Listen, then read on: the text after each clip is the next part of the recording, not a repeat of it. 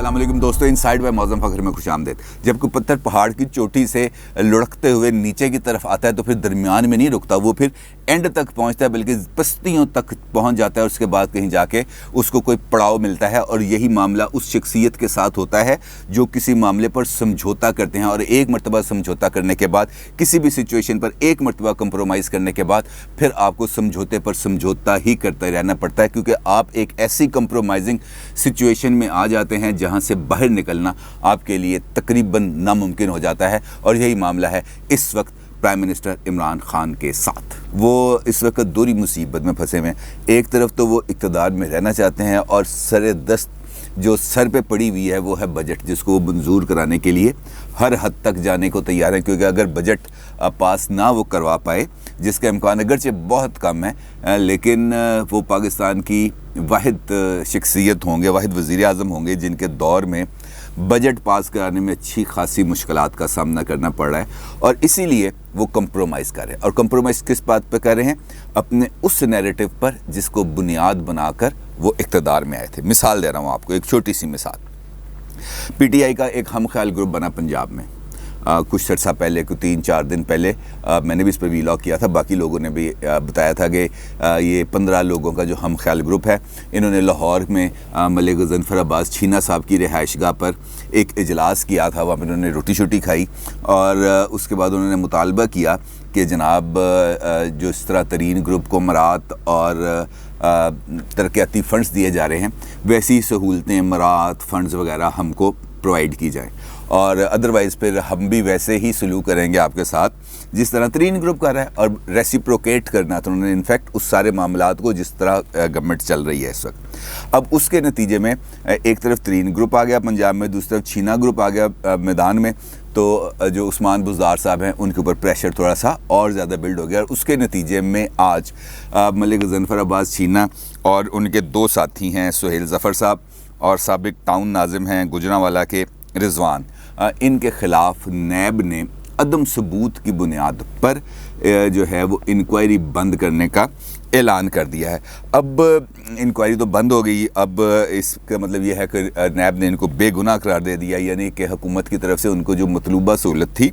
वो मुयस्सर कर दी गई। सवाल ये है कि सबूत कैसे मिलेगा? जब पंजाब हुकूमत ख़ुद मुल्ज़म के लिए सहूलत कारी करेगी, जब मतलूबा दस्तावेज़ात के साथ छेड़छाड़ किया जाएगा, जब रिकॉर्ड को गायब किया जाएगा, या रिपोर्ट और बयान इस तरह का दिया जाएगा कि जनाब इस मामले में कोई करप्शन ही नहीं हुई, तो फिर आगे कार्रवाई कैसे चलेगी? और यही वो 2 अमली है जिसका शिकार इस वक्त हुकूमत है। क्योंकि अगर रिंग रोड स्कैंडल के अंदर जुल्फ़ी बुखारी का नाम आए तो वो मुल्क से बाहर भी जा सकते हैं, मुल्क में वापस भी आ सकते हैं, और किसी तहकीकाती इदारे की जुर्रत नहीं होती कि वो उनको एक नोटिस ही दे दे कि जनाब आप आएँ इस मामले पर आकर, इस मामले में आपका नाम आ रहा है, इस मामले में रिंग रोड वाले मामले में ये जो ज़मीनों की ख़रीदो फ़रोख्त हुई है। अब तो उनके भाई की भी एक ऑडियो टेप वायरल है इस वक्त सोशल मीडिया पर, तो आके बताएं कि जनाब ये मामला क्या है, आप इससे किस तरह बरी ज़ुम्मा हैं, वो आके बताएँ। लेकिन मजाल है कि किसी सरकारी इदारे को इस बात की जुर्रत हो सके, किसी सरकारी इदारे को इस बात की जुर्रत हो सकी हो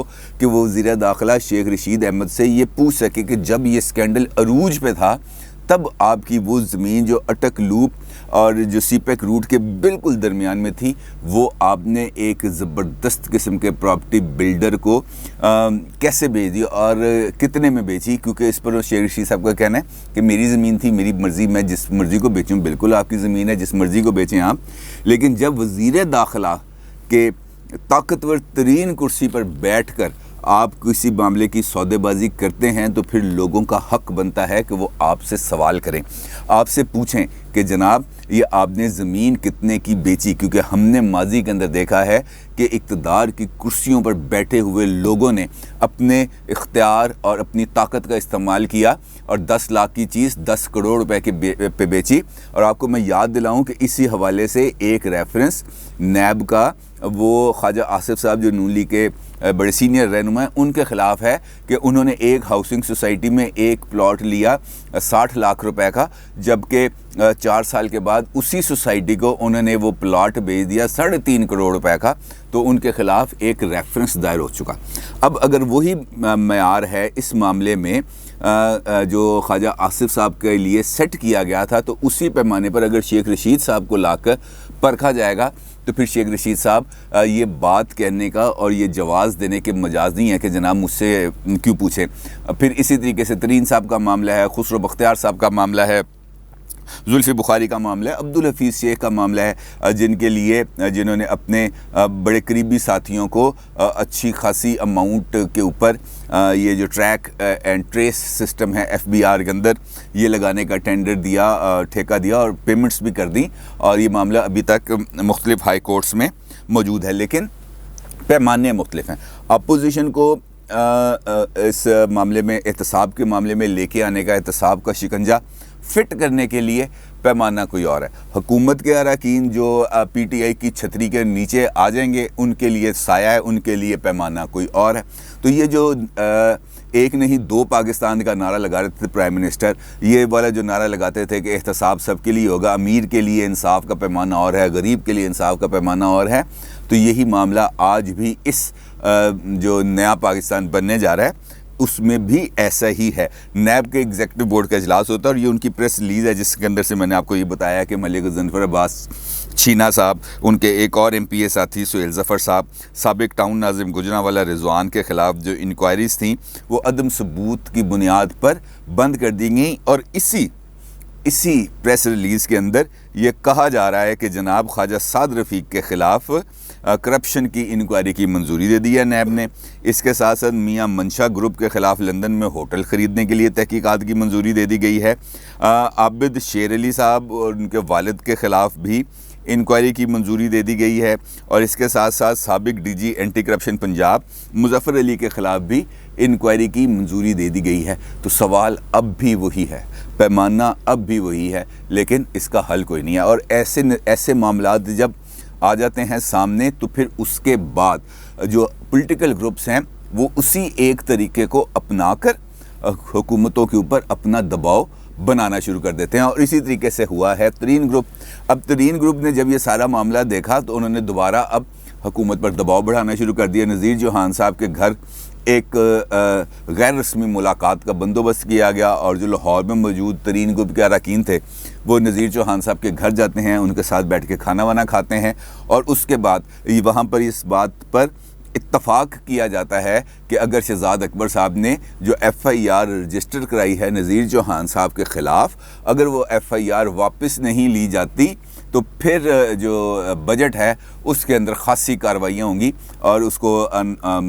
جو ہے نامنظور کرانے کی بھرپور کوشش کی جائے گی۔ اور اس کے ساتھ ساتھ جب چونکہ ترین گروپ کا لیبل لگا ہوا ہے تو ترین صاحب کے لیے بھی اب بات کرنا مجبوری تھی، تو ترین صاحب کے لیے بھی یہی بات کی جاتی ہے کہ اگر ان کو گرفتار کیا گیا تو اس کے بعد پھر نتائج کو روکنا ہمارے بس میں نہیں ہوگا، پھر ہم ہر ایکسٹینڈ تک جائیں گے، اور اس کے بعد ہم یہ نہیں دیکھیں گے کہ یہ معاملہ PTI سے ریلیٹ ہے، اس معاملے سے PTI کو فائدہ ہے، اس معاملے سے PTI کو نقصان ہے،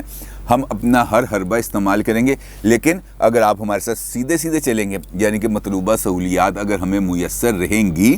یعنی کہ FIRs واپس ہوں گی، کوئی کارروائی نہیں ہوگی، ترین صاحب کو گرفتار نہیں کیا جائے گا، تو پھر ہم بجٹ پاس کرا دیں گے۔ یہ ہے سیدھی اس وقت کی پالیٹکس جو PTI کے اندر ہے۔ اپوزیشن کی تو بھی ہم بات ہی نہیں کر رہے ہیں نا، لیکن جو بات اس وقت PTI کے اندر چل رہی ہے کہ ہر ایک بندہ اپنے لیے سہولت، اپنے لیے رعایتیں، اپنے لیے ترقیاتی فنڈز لینے کے لیے ہر ایکسٹینڈ پر جانے کے لیے تیار ہے، اور یہ اس جماعت کی طرف سے یہ سب کچھ کیا جا رہا ہے جو پاکستان میں انصاف سب کے لیے کا نعرہ، احتساب سب کے لیے کا نعرہ اور کرپشن سے پاک پاکستان کے نعرے کے اوپر اقتدار میں آئی تھی۔ اور اگر اقتدار میں آنے کے بعد ہمیں اتنی بڑی قیمتیں چکانا پڑیں تو میرا نہیں خیال کہ ایسے اقتدار کا کوئی اور فائدہ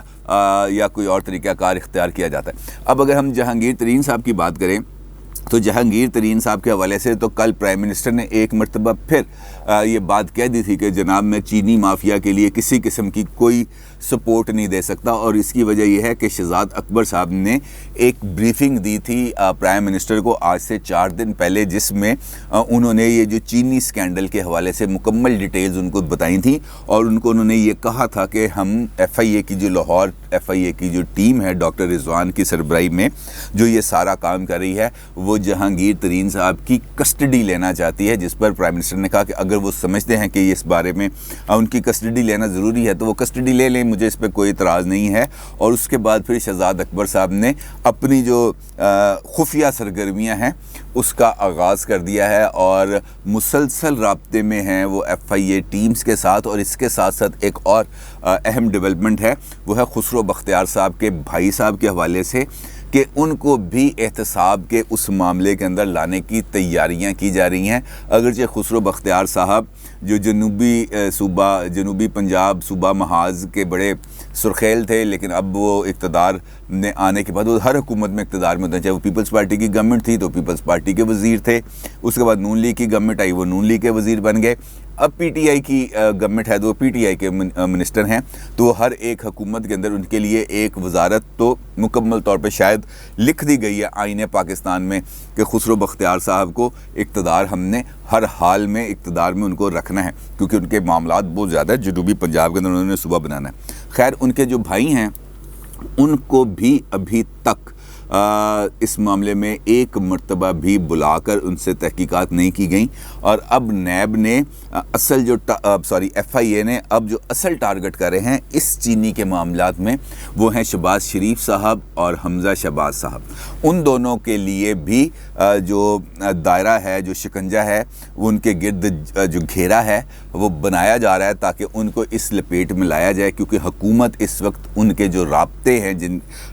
جو اب آپ کے علم میں ہیں، جو سب بات اب تو مکمل کھل چکی ہوئی ہے، وہ ان رابطوں سے حکومت خاصی پریشان ہے، اور وہ چاہتی ہے کہ ان ممکنہ رابطوں کو کسی منطقی انجام تک پہنچنے سے پہلے، کسی ہم آہنگی تک پہنچنے سے پہلے، کسی مفاہمت تک پہنچنے سے پہلے، کسی ڈیل تک پہنچنے سے پہلے سبوتاج کر دیا جائے، تاکہ راوی ہمارے لیے صرف چین ہی چین لکھے۔ اور اس مطمع نظر کو، اس ٹارگٹ کو سامنے رکھتے ہوئے اب یہ ضروری ہے کہ جہانگیر ترین صاحب کو ہتھ کڑی لگائی جائے، ان کو جیل بھجوایا جائے، تاکہ اس کے بعد چینی والے معاملے پر حمزہ صاحب اور شہباز شریف صاحب دونوں کو بھی ٹائٹ کرنے کے لیے راہ ہموار ہو سکے۔ تو اس کے لیے ضروری ہے بیلنس کرنا۔ آپ کو پتہ ہے وہ عمران خان صاحب کا یہ والی اسٹریٹجی ہے،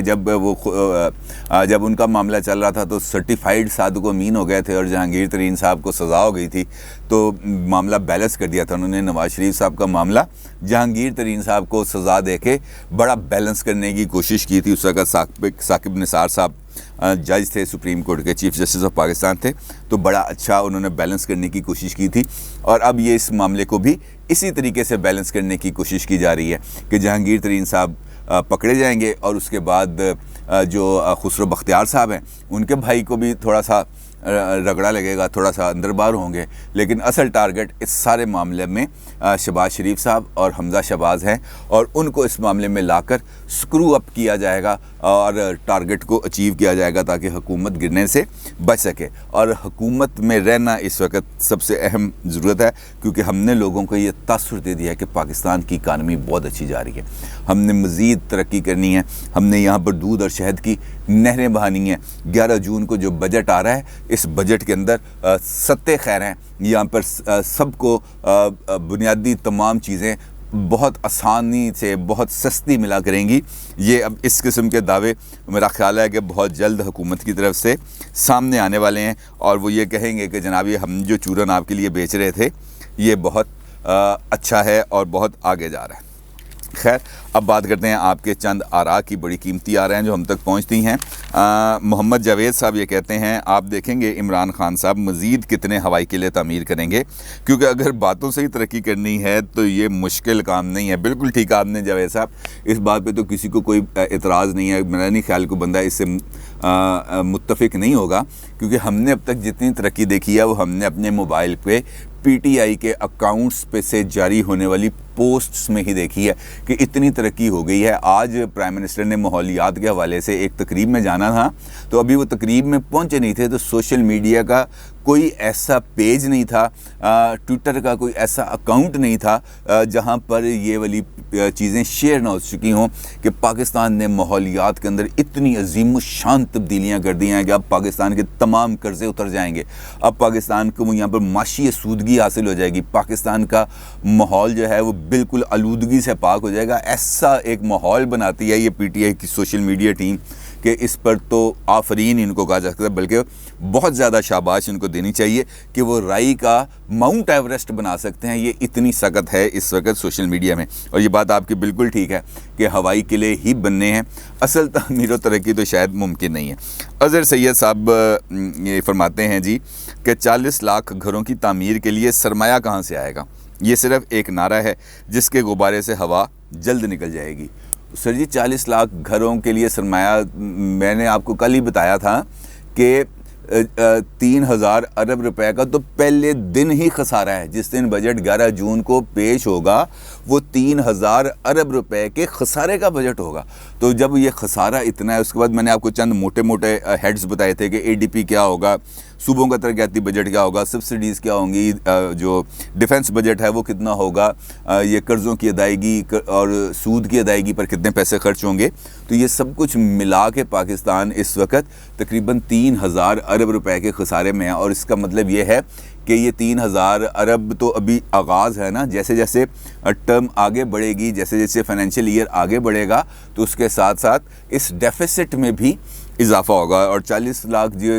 لاکھ گھر ویسے ہی ہیں جیسے 1 کروڑ نوکریاں تھیں، وہ جس طرح نوکریاں مل رہی ہیں 1 کروڑ ویسے ہی گھر ملیں گے، اور کوئی اس میں کچھ زیادہ بہتری کی بات نہیں ہے۔ بات جاوید صاحب کی ہے کہ ہوائی قلعے بنانے ہیں، جتنے مرضی بنا لیں۔ محمد سلطان صاحب کا یہ فرمانا ہے اپوزیشن نے کبھی نہیں کہا کہ فوج عمران خان کی حکومت کو ختم کرے۔ اپوزیشن نے بالکل نہیں کہا، یہ تو عمران خان صاحب نے کل خود کہا کہ جناب اپوزیشن فوج سے یہ کہہ رہی ہے کہ میری حکومت گرا دو۔ اصل میں نے آپ کو کل بھی یہی عرض کیا تھا کہ ان کو اس بات کی مکمل اطلاعات ہیں کہ اسٹیبلشمنٹ اس وقت اپوزیشن کے کن کن لیڈرز کے ساتھ رابطے میں ہے اور کن کن ٹرمز اینڈ کنڈیشنز کے ساتھ رابطے میں ہے، لہٰذا اس سارے معاملات کو مد نظر رکھتے ہوئے انہوں نے اپنے لیے ایک نیا کورس آف ایکشن کو ڈیولپ کرنے کی کوشش کی ہے تاکہ وہ اس انڈرسٹینڈنگ کو خراب کر سکیں۔ یقینی طور پہ کوئی بندہ سرعام آ کے تو نہیں کہتا، عمران خان صاحب نے سرعام آ کے کہا تھا، بلکہ انہوں نے تو کہہ دیا تھا یہ امپائر کی انگلی اٹھنے والی ہے۔ آج میں ملا آیا ہوں رحیل شریف صاحب سے، اب امپائر کی انگلی اٹھنے والی ہے، لیکن ایسا نہیں ہوتا۔ جو ملکوں کے معاملات ہیں، جو سیاست کے معاملات ہیں،